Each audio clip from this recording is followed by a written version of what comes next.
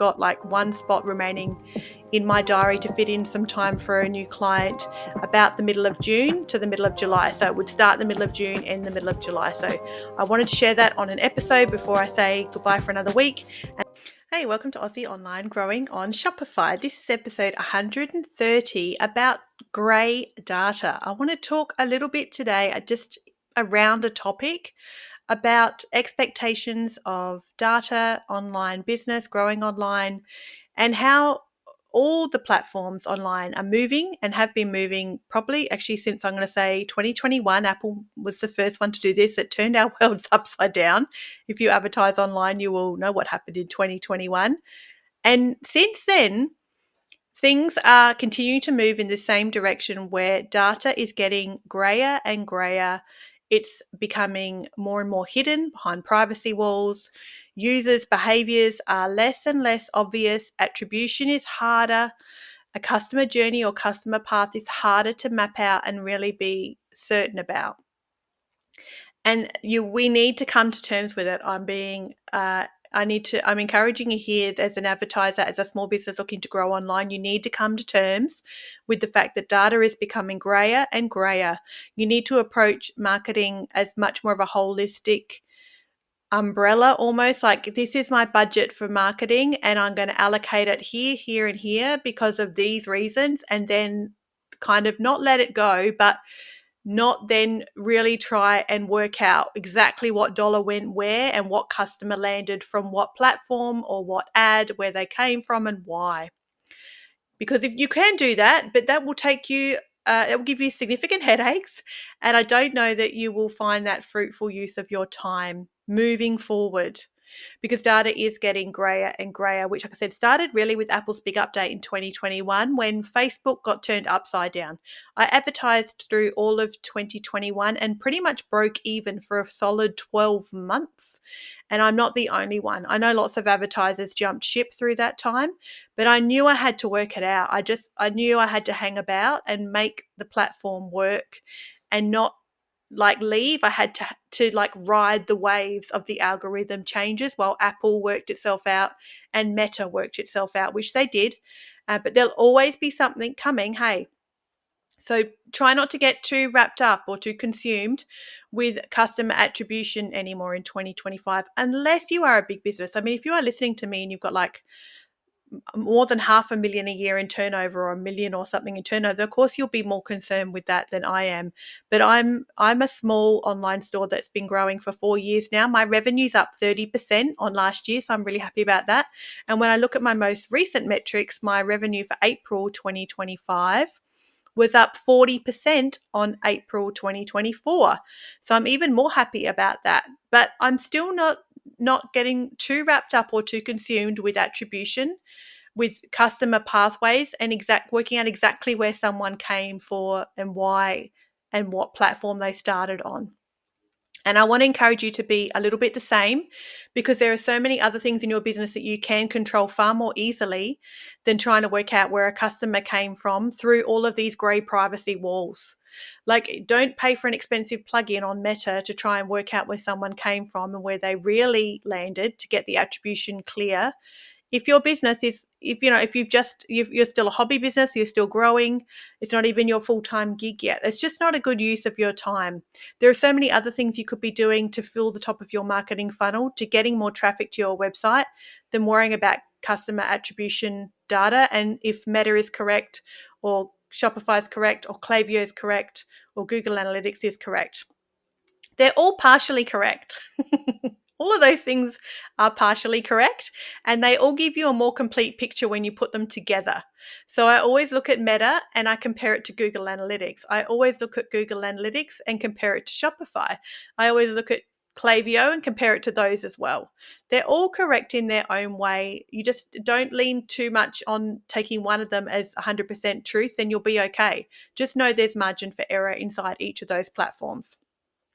The reason I wanted to share this episode with you today actually is because it's a very short episode, and I'll tell you why it's short in a minute as well. But I wanted to share this episode with you today because today, when I'm recording it, which is a Tuesday, I go live on Facebook and YouTube in my e-commerce store every Tuesday morning, mostly, bar a few times a year.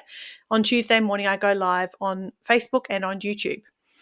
And on Tuesdays, I have noticed in the past couple of months, in conjunction with running ads, this is absolutely partnership here. This is working together. I've been getting more sales on a Tuesday from first-time customers than I ordinarily could expect to get before running Advantage Plus shopping ads a couple of months ago. So, for instance, at the moment, I'm running Advantage Plus shopping ads. They've been running really well for me for 6 weeks now. By the time you listen to this, about 2 months, I've been like performing really solidly. I can see this is a path for me this year for acquiring new customers. I'm really happy about that. If you're surprised to hear that from me, because I hate on Advantage Plus shopping ads so much, go back and listen to episode 129, and I sort of break down why they're doing so well for me at the moment. Let's assume when you're listening to this, they're still doing really well for me at the moment. In the last several weeks, I have found I've been getting more first-time shoppers on a Tuesday than some other days during the week. And one of the things that happens on a Tuesday for me almost religiously for 2 years now is I go live on Facebook, I go live on YouTube, and I send an email.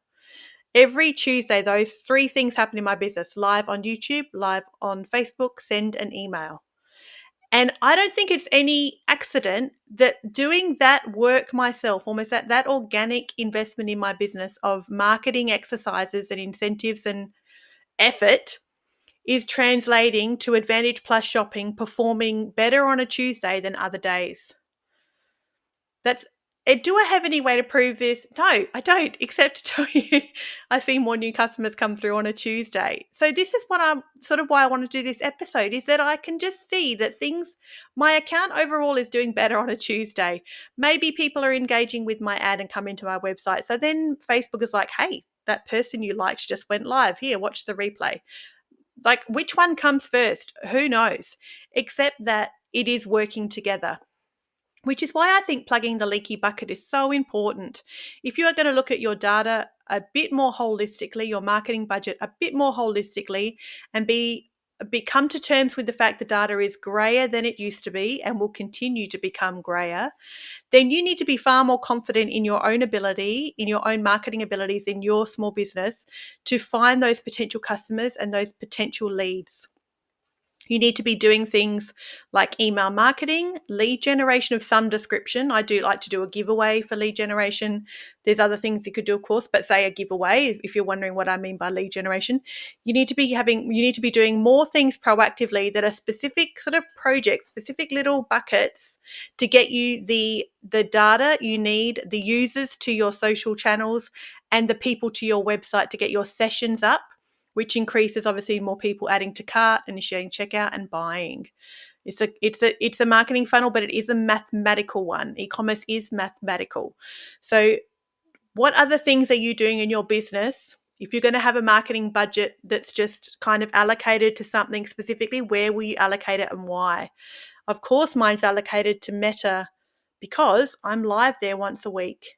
So that makes sense. Do you know what I mean? So that makes sense for me. I'm making the most of that traffic I'm driving by also doing other things like great organic social. I'm also investing in better content creation. That's something I can control. So I'm investing in better content creation. I'm investing in going live often, which I'll continue to do and I have done for 2 years, which helps support the budget that I'm spending on Meta. Then when people come to my website, I have a pop-up and I have a flow built off the back of the pop-up. I'm doing lead generation, sometimes a giveaway and other times something else to also look for new potential customers and get them into my welcome series, get them into my flow, into my Klaviyo account. So what ways are you plugging that leaky bucket? Make the most of the traffic you are driving. If you are going to run an ad of any description on Meta, then what ways can you make the most of those users when they get to your website to try and get back to them again for free or really cheap? How will you be able to find them again? Will you send them an email? Are they in your engaged segment? Just think about it as a little bit more holistically and not be too concerned anymore with the attribution pathway for a particular user to shop for the first time. I just don't think it's worth your time and energy in 2025 if you're a small brand like I am. So Meta also wants us to do more automation. Hey, if you advertise, you will find this. When you're inside the ad account, if you're building ads, my goodness, it's pushing more and more automations and autonomy for Meta. Not for us as advertisers. It's turning off features completely that we used to use. Other features are appearing, more creative options are appearing. The default options are totally going down Advantage Plus shopping or Advantage Plus sales. And some accounts, you can't even back that out and turn it off. You have really no other option. So you need to continue to roll with the way the platforms are moving. And that really is with Meta. It's more automated, more AI driven, more creatively diverse, and a little more hands off. Like they just like, hey, give me your budgets. Let me work it out for you. Well, no, I don't. I'm confident enough in my own ability as a marketer to not go exactly wholeheartedly with that. But if you are brand new to advertising on the platform, that actually may be in your best interests. And you won't know that unless you test it. I said this in my last episode. Don't go and listen to another 15 episodes about advertising on Meta after this one before you decide to just go ahead and do it. You've got to start your data somewhere. What benchmark are you even going to compare to if you haven't advertised yet at all? Like get in the game. Like you will be glad in a year that you started advertising on Meta and you stuck it out if you haven't yet. I'd really encourage you to do so. And I have an episode, I think it's 128, about what to do if you have a $500 Meta ads budget. What I would do, I like bookmark that episode. If you have never advertised before, or you are brand new and a bit scared about advertising on Facebook and Instagram, then go and listen to episode 128 and save it, and then build a $500 marketing series of campaigns exercise around what I suggest to give yourself some data to start with, and then go ahead and do a bit of experimenting after that. So let me just check my notes here. I think I didn't even, what was I even trying to say in my notes apart from that? I think that's about it. Oh, the other thing I'll quickly say before I go, two things. One is, if you're a bit of a data, I want to say nerd because I a bit am. I like data, but then I also don't like data. Sometimes I love it, sometimes I hate it, but I do really enjoy looking at different points of data. If you love data, then go and listen to the podcast called Perpetual Traffic. It's one of my favorite marketing podcasts about Meta and traffic and paid traffic. It's great if you're a media buyer like me and you like to be paying for ads on Meta, then you'll love this podcast. If you haven't already heard about it, it's pretty famous, Perpetual Traffic. And go and listen to the episode from May 2 called How Meta Ads Are Changing Forever. So that's a really great episode to listen to if you love data. Don't listen to it if you don't like data. You will just be bored to tears. And I zoned out a couple of times. I've saved it to come back to because I had to concentrate far too hard when I was listening to it. So I'll have to come back to it and listen a bit more closely later. But if you love data, go and listen to that episode from Perpetual Traffic, episode from the 2nd of May called How Meta Ads Are Changing Forever. The only thing I don't like about that episode, which I hate this in any podcasters that I listen to, is they think they're the first at everything. This episode, the hosts at the start talk about how no one else is talking about Advantage Plus shopping. I've even Googled it and I've never seen anyone else talk about Advantage Plus shopping. We are breaking the news to you first. I'm like, bollocks, that's so not true. I've been talking about Advantage Plus shopping for 12 months now. Obviously, they don't listen to this podcast. What a surprise, Rachel. They're not listening to your podcast. But you guys are. You know, I've been talking about Advantage Plus shopping for ages. But these guys think they're huge multi-million dollar agency in the US, think they're the first ones to break the news to you about what's happening with Meta. So just gloss over that bit of ego bravado to part of the podcast episode and then move on to the more interesting stuff. Okay, the last thing I'm going to say to you before I go is this is a short episode. And I'm not sure if I'll have an episode next week yet. I'll see how I go. I may have a bit of a break for a few weeks because I want to thank you guys so much as my listeners and my clients. Because of this podcast is how you guys find me and book a discovery call, which is on my website. And you guys have been booking discovery calls, and I've been chatting with you and working with many of you on projects in the last, I actually think it's now been like 7 or 8 months. I think I've started my first client 8 or 9 months ago now. I should have checked.